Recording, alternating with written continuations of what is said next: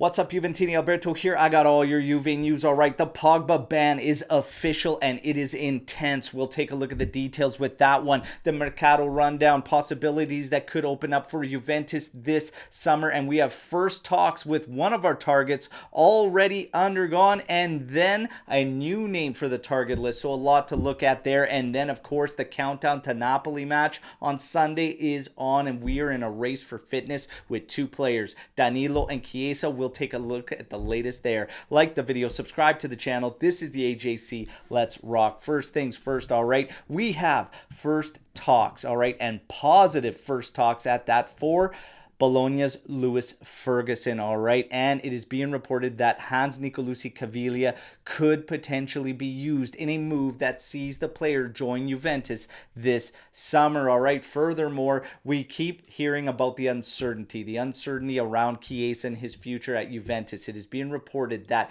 if a situation should arise where Chiesa is sold, that would pretty much mean that Sule will be remaining with Juventus, all right, but that still doesn't wipe out a list of targets to come in and bolster the forward position. We are looking at Felipe Anderson, Domenico Berardi, and Goodmanson, all right, and Goodmanson labeled as the top priority with 11 goals and 4 assists, and yesterday we got the news that there was contact already made between Juventus and the player's entourage, and now we have apparently a new name to add to the list, and that is Raspadori. Giacomo Raspadori apparently on the potential target list for Juventus. All right, so there you go. Furthermore, adding to what could potentially go down in the Mercato, Jorginho continues to have his name linked with Juventus in a potential free transfer move. As it stands, though,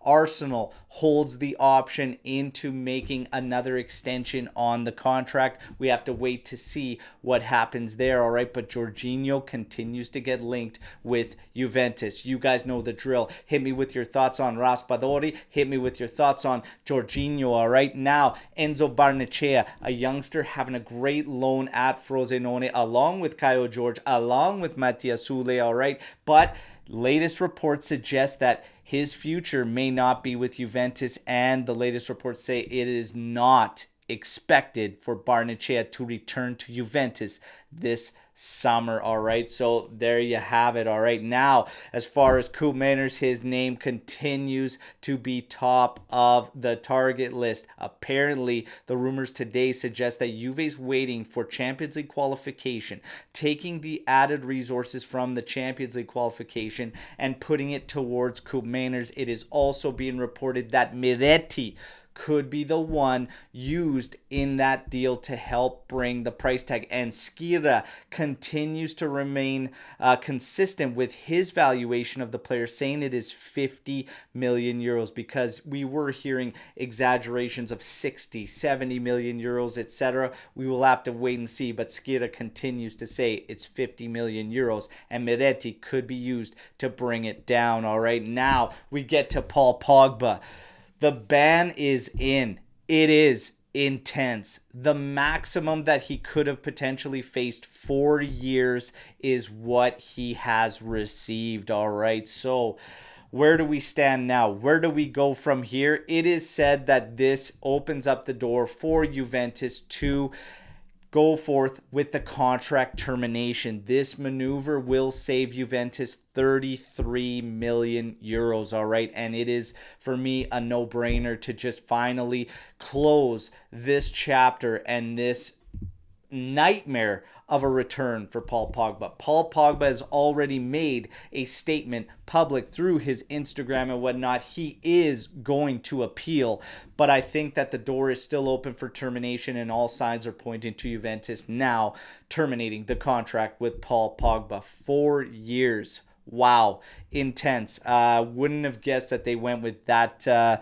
big of a punishment, especially for something that could easily happen accidentally. But nonetheless, Paul Pogba, as an example or not, he is facing the music in a big way, all right? But we'll see what the appeal does, but it shouldn't change what happens from Juve's side. That termination on deck. Now, we've got the countdown to Napoli, all right? And Danilo, he may not be able to start this match. Still not training with the group as of yesterday. And yeah, it's likely he will be on the team list, but most likely starting from the bench, all right? Now, Chiesa still in pain after the knock yesterday in training with Alexandro. He did not train with the team today, all right? So all eyes on Federico Chiesa and if he can make that starting lineup. But when asked, all of you Juventini, who you would start, a lot of you had Yildiz over Chiesa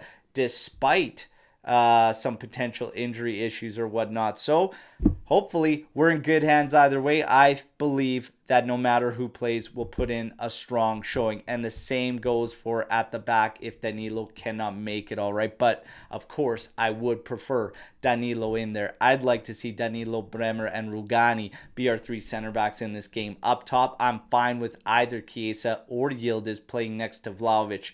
I do want to see that shift in midfield, and we are forced to see it, okay? But it's not just the names. I want to see a two-man pivot with one slightly advanced midfielder, and I would use Alcaraz there.